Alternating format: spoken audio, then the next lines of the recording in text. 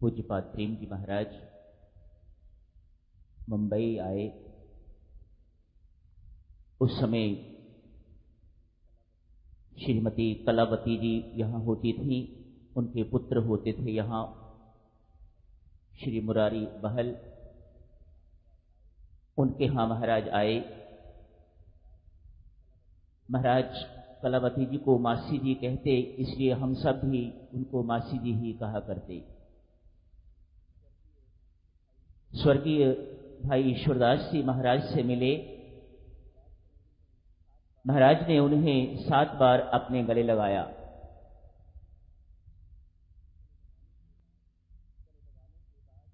गले लगाने के बाद भाई ईश्वरदास जी की आंखों में आंसू थे, प्रसन्नता के आंसू। महाराज श्री के चरणों पर अपना शीश नवाया। मासी जी दिल्ली आए, आके इस सारी घटना का वर्णन किया। मैंने पूछा, मासी जी क्या बात थी? प्रेम जी महाराज ने ईश्वरदास जी को 7 बार अपने गले क्यों लगाया? कहने लगी, मैंने भी पूछा था, वहीं बैठे बैठे ही बात हुई।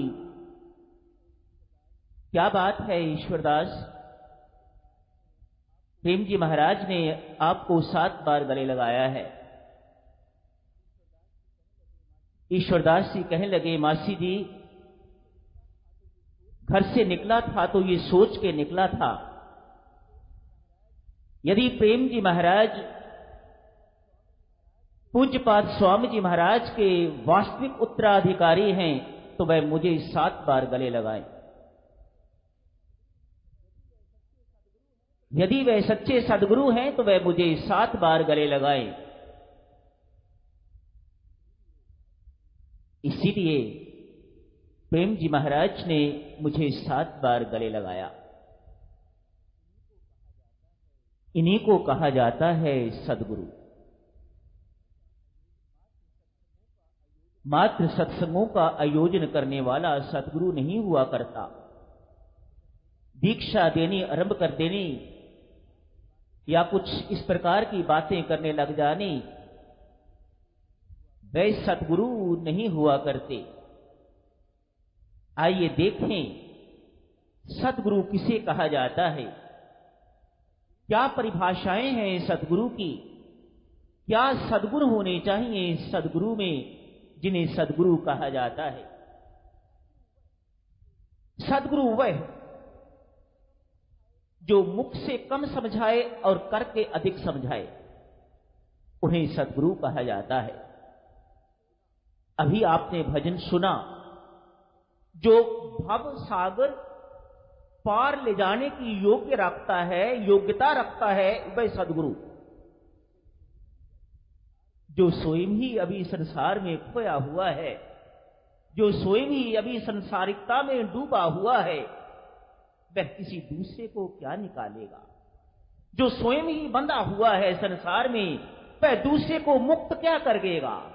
वह मुक्त नहीं कर सकता। वह तो अपने आप को भी धोखा दे रहा है और औरों को भी धोखा दे रहा है। मैं ऐसे व्यक्तियों से विशेषतया कभी अपने आप से प्रश्न पूछता हूं, क्या मुंह दिखाऊंगा वहां पर जाके? जाना तो वहां है। एक राजा थे, अनेक वर्षों से एक विद्वान ब्राह्मण से कथा सुनते। मानो 30-35 वर्ष हो गए होंगे। ज्ञान की चर्चा होती है, ऐसे लगता है 30-35 वर्ष सुन के ये चर्चा इस कान से निकाल ली, इस कान से सुनी और इस कान से निकाल दी। आज तक मेरे अंदर भक्ति की चिंगारी कभी तक नहीं फूटी। क्या कारण? आज राजा रोष में है थोड़े। ब्राह्मण देवता, मैंने इतनी भारी तनख्वाह पर आपको रखा हुआ है, इतना बड़ा चढ़ावा आपको होता है, 30-35 वर्ष में भी मेरे अंदर भक्ति का नामो निशान उदय नहीं हुआ, मेरे अंदर वैराग्य नहीं जगा। मैं उसी प्रकार से कामी हूं, उसी प्रकार से लोभी हूं, उसी प्रकार से अहंकारी हूं। मेरे हृदय में किसी प्रकार की कोई सुधार नहीं हुआ। जो मन को सुधारे वह सदगुरु। सदगुरु शरीर को नहीं पकड़ता, सदगुरु मन को पकड़ता है, सदगुरु हमारी बुद्धि को पकड़ता है और सदगुरु हमारी आत्मा को पकड़ के रखता है। जो ऐसा करे उसे सदगुरु कहा जाता है। जो संसारिकता में धकेले, जो संसार में धकेले, जो भौतिकवाद में धकेले भक्तजनों, वह संत नहीं कहा जा सकता, उसे सदगुरु नहीं कहा जा सकता। सदगुरु की परिभाषा ये नहीं है। इसलिए एक सच्चा संत सदगुरु कभी भौतिक लाभ के लिए, अपने शिष्यों के लिए, अपने अनुयायियों के लिए, भौतिक लाभ के लिए कभी परमेश्वर के दरबार में प्रार्थना नहीं करता। सच्चा सदगुरु, सदगुरु सक्सेना साहब सदा सच्चा ही होता है। वह कभी अपने अनुयायियों के लिए इन्हें भौतिक लाभ हो जाए, ये और अमीर हो जाएं, इनको प्रमोशन मिल जाए, इनके घर औलाद हो जाए, इनकी और गाड़ियां दौड़ने लग जाए, इनका ये हो जाए, उनका वो हो जाए, सच्चा सदगुरु कभी इन चीजों के लिए प्रार्थना नहीं किया करता। ये तो संसारी किया करते हैं, जो अपने आप को सदगुरु कहलाने का ढोंग रचाते हैं, दम्भी हैं जो। सच्चा सदगुरु कभी ऐसी बात नहीं करता।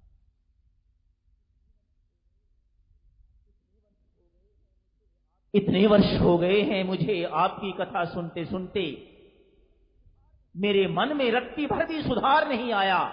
1 महीने में इस बात का मुझे उत्तर दीजिएगा, नहीं तो मैं आपको कत्ल करवा दूंगा।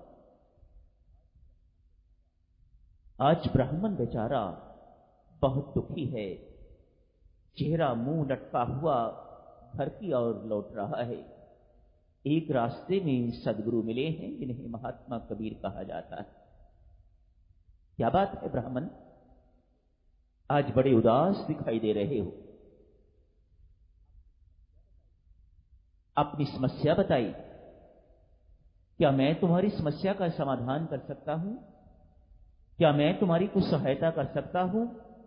करो महाराज, अन्यथा मेरी तो मृत्यु मेरे सामने दिखाई दे रही है। ठीक बात है, मैं अपना वेश बदलता हूं, राज दरबार में चलता हूं, जाके कह राजा को इतने छोटे से प्रश्न का उत्तर तो मेरा शिष्य देगा। महात्मा कबीर एक शिष्य बनके, एक कथावाचक के शिष्य बनके चले गए हैं। जो छोटा बनने में संकोच नहीं करता वह सतगुरु, जो छोटा बनने में, जो नौकर बनने में, जो सेवक बनने में परहेज नहीं करता वह सतगुरु, वह संत। उत्तर देने के लिए महात्मा कबीर राज दरबार में प्रस्तुत हो गए। राजन, उत्तर चाहते हो तो थोड़ी देर के लिए अपनी गद्दी से, अपने सिंहासन से नीचे आ जाओ। अपने राज्य की बागडोर मेरे हाथ में सौंपो, तब तेरी बात का मैं सही सही उत्तर दे सकूंगा। ठीक बात है महात्मन, जो आपकी आज्ञा। महात्मा कबीर सिंहासन पर बैठ के आज्ञा देते हैं। 2 बड़ी बड़ी रस्सियां लाइएगा, एक रस्सी से ब्राह्मण को बांध दीजिएगा और दूसरी रस्सी से कस के राजा को बांध दीजिएगा। राज सिंहासन पर बैठ के महात्मा कबीर आज्ञा करते हैं, राजन अपने कथावाचक ब्राह्मण को खोल दीजिएगा। राजा बंधा हुआ कहता है, महाराज कैसी बात कर रहे हैं, मैं स्वयं बंधा हुआ हूं तो मैं इनको कैसे खोलूं? ब्राह्मण देवता आप राजा को खोल दीजिएगा। क्षमा करें महाराज, मैं भी बंधा हुआ हूं, मैं राजा को कैसे खोल सकता हूं? महात्मा कबीर कहते हैं, राजन, मिल गया आपकी बात का उत्तर या नहीं? जो स्वयं बंधा हुआ है, जो स्वयं संसारिक सुखों में, संसार रूपी दलदल में जो स्वयं धंसा हुआ है, वह किसी दूसरे को इस दलदल से क्या निकालेगा? जिसके अंदर स्वयं भक्ति नहीं है, जिसके अंदर स्वयं वैराग्य नहीं है, जिसके अंदर स्वयं ज्ञान नहीं है, वह अपने अनुयायियों को, अपने शिष्यों को उनका उद्धार क्या कर सकेगा? उनको कहां भक्ति दे सकेगा? कहां उनको वैराग्य दे सकेगा? कहां उनको ज्ञान दे सकेगा?